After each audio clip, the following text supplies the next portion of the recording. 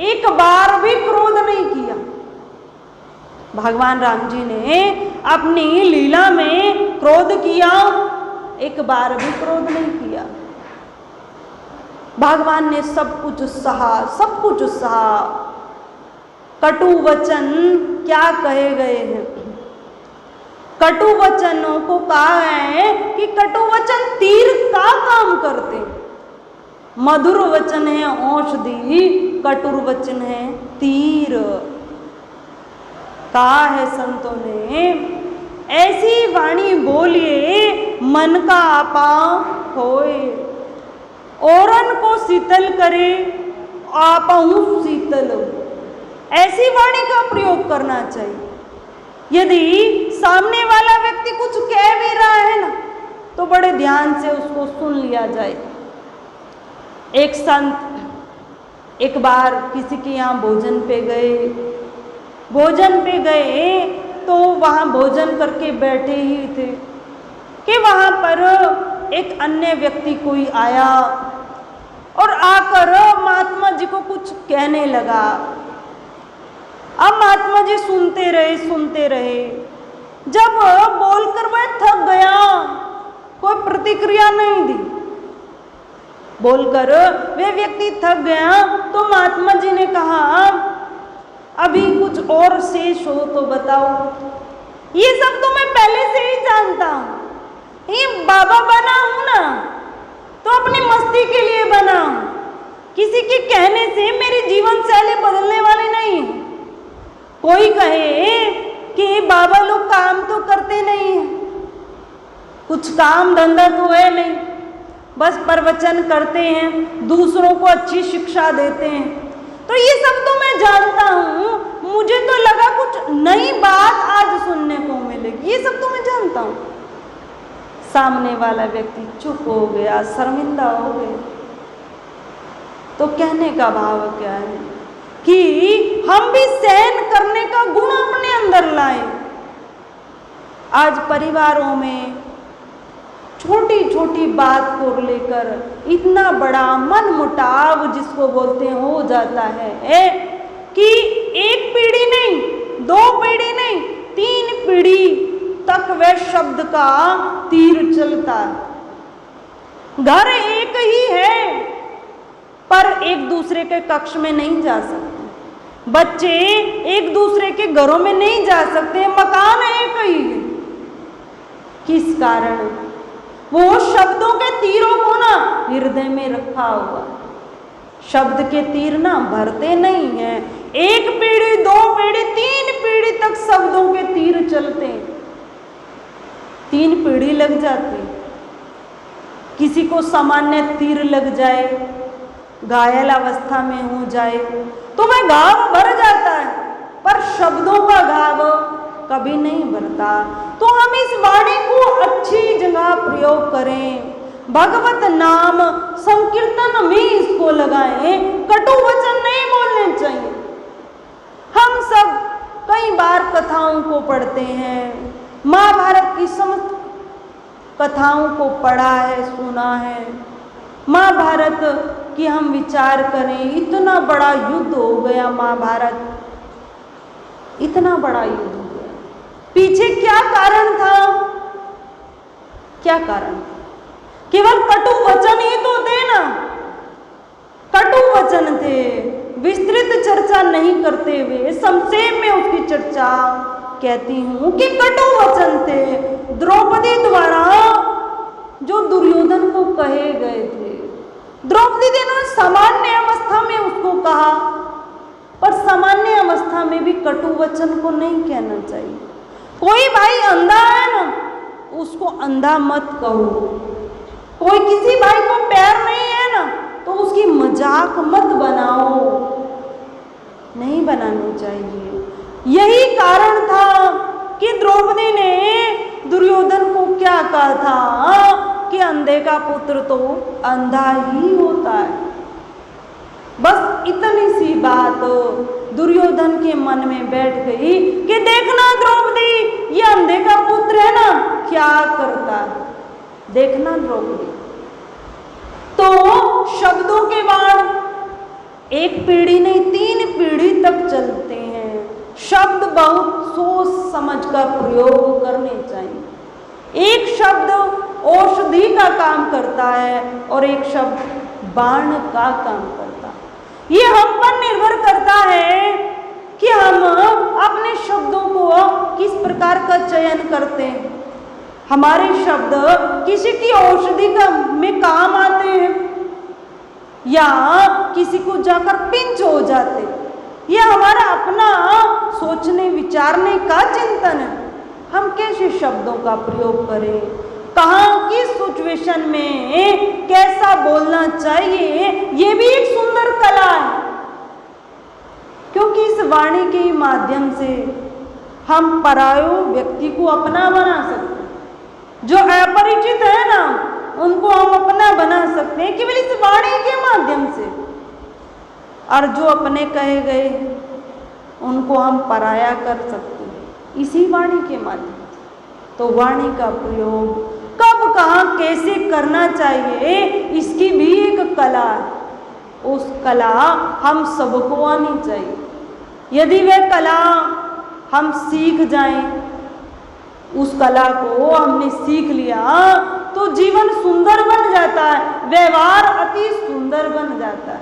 वाणी की कला को सीखना चाहिए। दत्तात्रेय महाराज जी ने, ये भी भगवान के अवतार कहे गए हैं, तो इन्होंने 24 गुरु बनाए। हम सबको पता 24 गुरु बनाए, परंतु 24 गुरु में सबसे पहला गुरु इन्होंने किनको बनाया?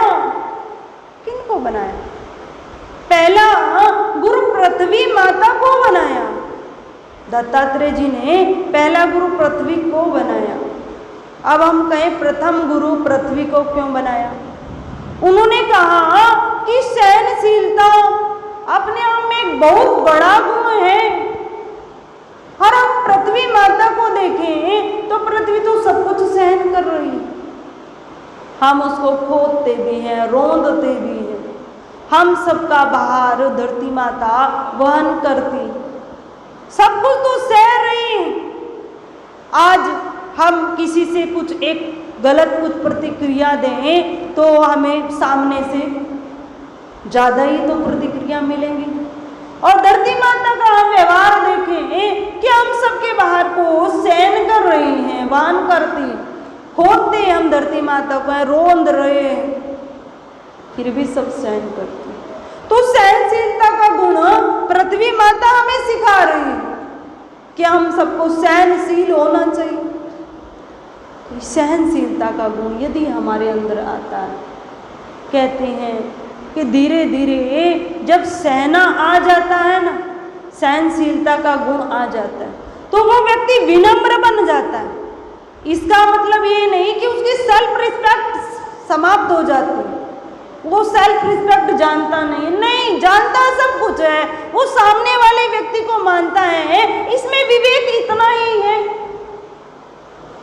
यदि इसके द्वारा मुझे गलत शब्द सुनने को मिले हैं ना, तो ये उस भाई की गलती नहीं है, उसको जो विवेक शक्ति मिली है ना, बस वो वहीं तक सीमित है, उसकी सोच वहीं तक है। वो ऐसा भाव सोचकर क्रोध नहीं करता, उसको विपरीत प्रतिक्रिया नहीं देता, विनम्र बन जाता।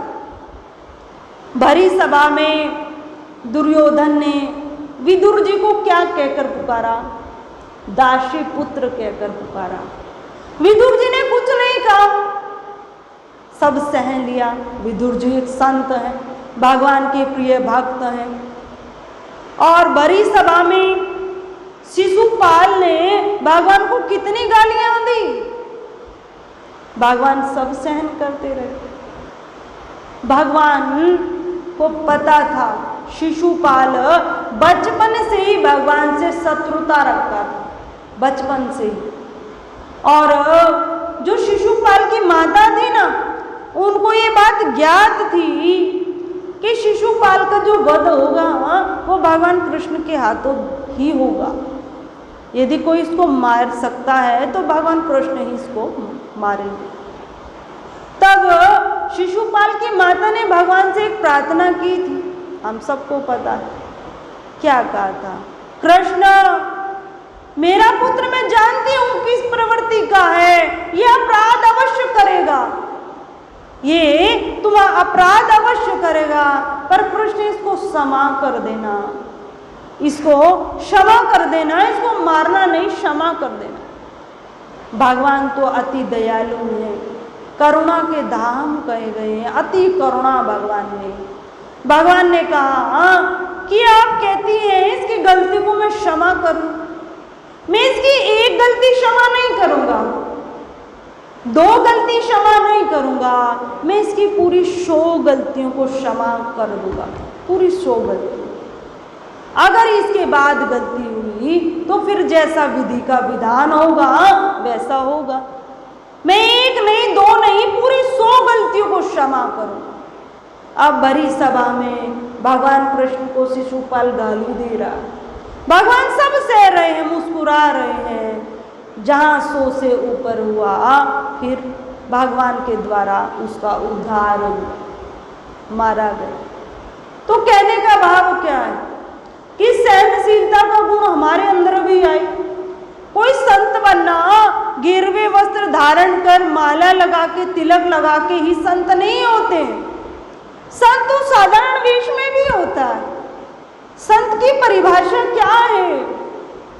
ये तो एक ईश्वर कृपा से एक ड्रेस है, ये संत का चोला महान है, रिस्पेक्ट वाला है, इसकी रिस्पेक्ट होना चाहिए, इसका होता है। जैसे पुलिस की एक अपनी ड्रेस है, आर्मी वालों की अपनी एक ड्रेस है ना, सबकी ड्रेस। इसी प्रकार संतों का भी अपना चोला है, सन्यासियों का अपना चोला, भक्ति रंग में रंगा हुआ अपना चोला। तो जैसे उनकी ड्रेस को देखकर लगा पता लग जाता है कि आर्मी से है, ये भाई आर्मी से है, ये भाई पुलिस में है और अमुक पद पर है, उसकी ड्रेस से पता चल जाता है। तो उसी प्रकार सन्यासियों का भी अपना भगवा वस्त्र है, उसे देखकर पता चल जाता है अमुक व्यक्ति सन्यासी।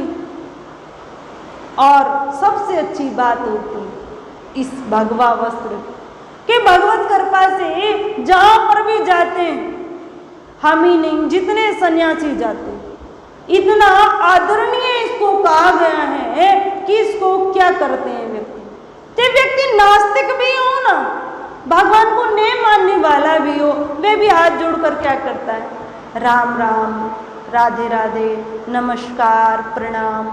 तो वो किसको कर रहा है?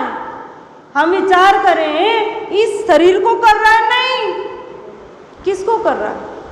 इस भगवा वस्त्र को कर रहा है, हमें नहीं कर रहा, इसको प्रणाम कर रहा है। तो ये आदरणीय है, पूजनीय है। तो संत बनना, चोले का नाम संत नहीं है, संत तो जिसमें सात्विकता प्रदान है, जिसमें शुद्ध सतोगुण प्रदान है, वही तो संत है। जिसमें सात्विकता है, भगवान का भजन करने की सामर्थ्य है, तमोगुण कुछ भी उसके अंदर अवगुण नहीं है, बस वही तो संत है, उसी को संत कहा गया है। तो हम सब भी विचार करें, क्या सहने का गुण हमारे अंदर डेवलप हुआ है?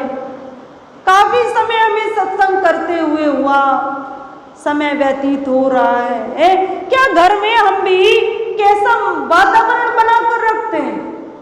यदि कुछ छोटी सी बात पर, छोटी छोटी बात पर हम कलह करते हैं, कलेश होता है, व्यवहार सुंदर नहीं है, सहन हम नहीं कर सकते, तो फिर भक्ति के गुणों का कुछ संचार नहीं होगा, नहीं डेवलप हो सकती भक्ति। भक्ति को यदि डेवलप करना है तो सहनशील होना पड़ेगा। भक्ति मार्ग पर चलना है तो अल्प आहार जीवन में होना चाहिए, शरीर स्वस्थ रहेगा तभी वजन होगा, तभी मन स्वस्थ रहेगा और मन भजन में लगेगा, भगवान के चिंतन में लगेगा। एक मेडिटेशन कैंप चल रहा था, तो उस मेडिटेशन कैंप में एक बात मुख्य रूप से कही गई कि यदि खुशहाल जीवन जीना चाहते हो ना परिवार में खुशियां बनी रहे, सभी व्यक्ति एक दूसरे से स्नेह करें, खुशी आती रहे, स्वस्थ भी हम सब रहे, तो उसका एक मंत्र है, एक मंत्र। वह मंत्र क्या है? सहन करो, क्षमा करो और भूल जाओ। यदि डिप्रेशन से बचना चाहते हो ना, यदि हम चाहते हैं डिप्रेशन की बीमारी हमारे जीवन में न आ पाए, तो उसका एक मंत्र जीवन में अपना लें कि क्षमा करो, सहन करो, क्षमा करो और भूल जाओ। इस मंत्र को हम अपने जीवन में अपनाएं, तब आनंद ही आनंद है, खुशी ही खुशी। अमुक व्यक्ति ने मुझे कहा था तो अच्छी बात भी तो कही थी ना, उनको याद करें। और वो कल कही थी, कल चला गया। आज जो आज प्रेजेंट का समय है, मैं इसे सुंदर बनाऊं ना।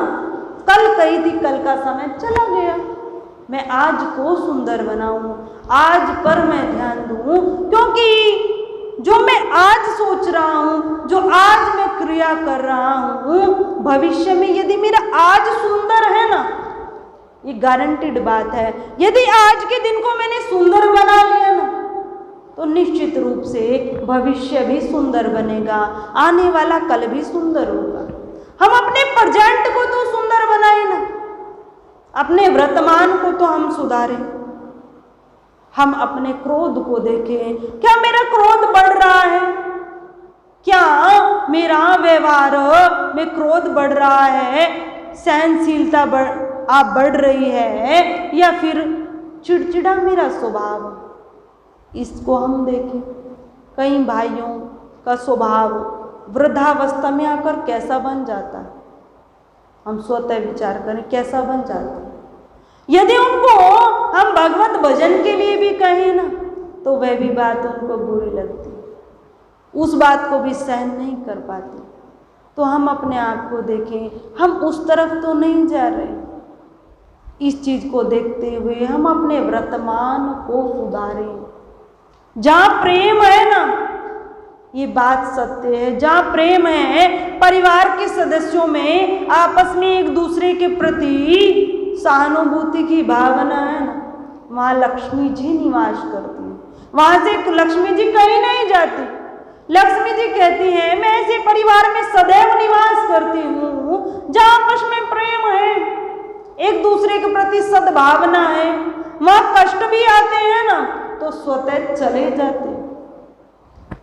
एक बार एक सेठ जी थे और काफी समय से वो व्यापार करते थे, तो धन वैभव भरपूर था, धन वैभव की उसके पास कोई कमी नहीं थी। एक बार वह रात्रि में सो रहा था, तो माता लक्ष्मी जी ने उसको दर्शन दिया और कहा कि पुत्र, मैं अब तुम्हारे यहाँ से जा रही हूँ, मेरा जाने का समय हो गया। पुत्र, मैं तुम्हारे पास बहुत समय से थी, जाने का समय हो गया, पर तुम्हारा व्यवहार बहुत सुंदर है, फिर भी मैं तुमसे कहती हूँ कि जो भी तुम चाहो मुझसे वर मांगो। मैं लक्ष्मी माता हूँ, जो भी चाहो मुझसे तुम आज वर मांग सकते हो। तब व्यापारी ने सोचा, क्या मांगू? उसने कहा, माँ, मैं आपको कल बताता हूँ कि मुझे मांगना क्या है। आप कल मुझे रात्रि में फिर से दर्शन देना, मैं कल आपको अवश्य बताऊंगा कि आप मुझे जा तो रही हैं, पर जाते समय क्या देकर जाएं। कल का दिन व्यतीत हुआ।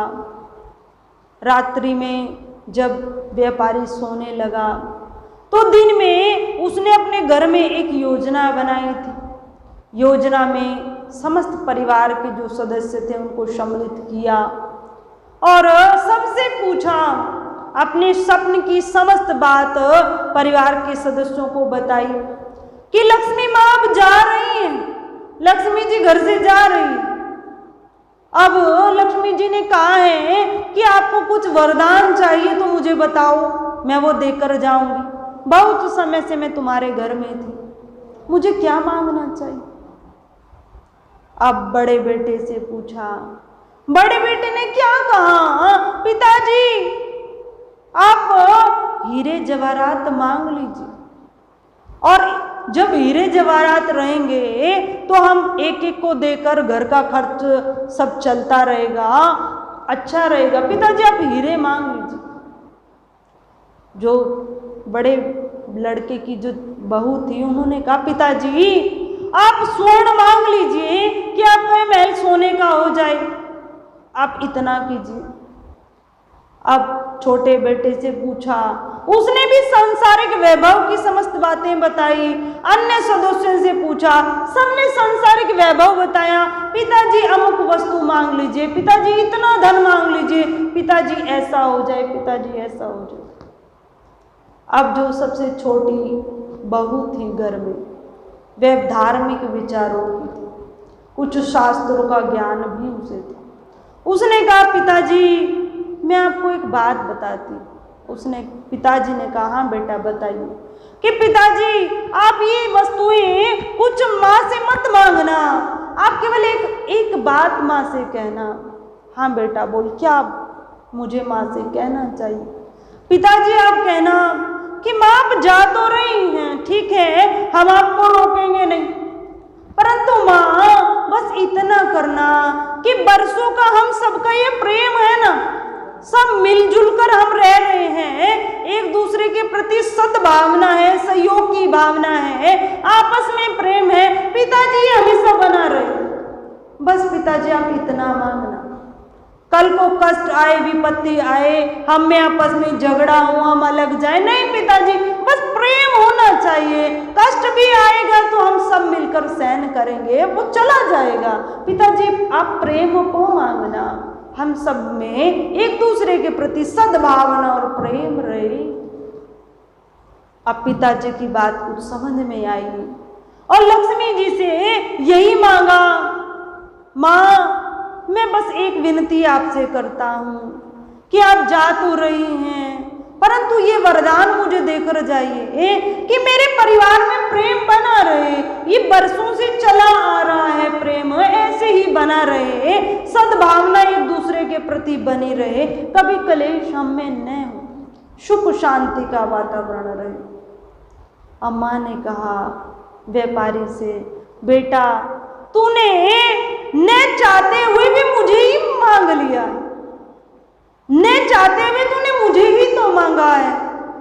मैं तो जा रही थी पर तूने मांगा ही ऐसा है कि अब मैं तुझे छोड़कर कहीं जाऊंगी ही नहीं, अब मैं इसी घर में निवास करूंगी और माता लक्ष्मी सदा के लिए वहां निवास करूंगी।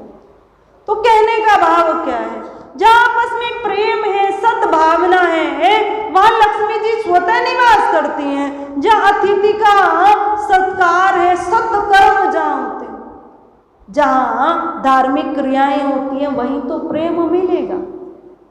जहाँ स्वार्थ नहीं है वहीं तो प्रेम मिलेगा। जहाँ अच्छे संस्कार हैं वहीं तो प्रेम मिलेगा। और इन्हीं को तो धार्मिकता कहा गया। धार्मिकता गृहस्थ जीवन में क्या कहा गया है? अतिथि का सत्कार हो, आपस में एक दूसरे के प्रति प्रेम हो, सद्भावना हो, शुभ कर्म हम करें, यही तो गृहस्थ नियम है। कोई और नियम गृहस्थी के नहीं है। यदि गृहस्थ जीवन में कोई व्यक्ति इन नियमों को भी अपनाता है तो धन वैभव की जीवन में कमी नहीं रहती और इस व्यवहार को भी सुंदर बनाते हुए परमार्थ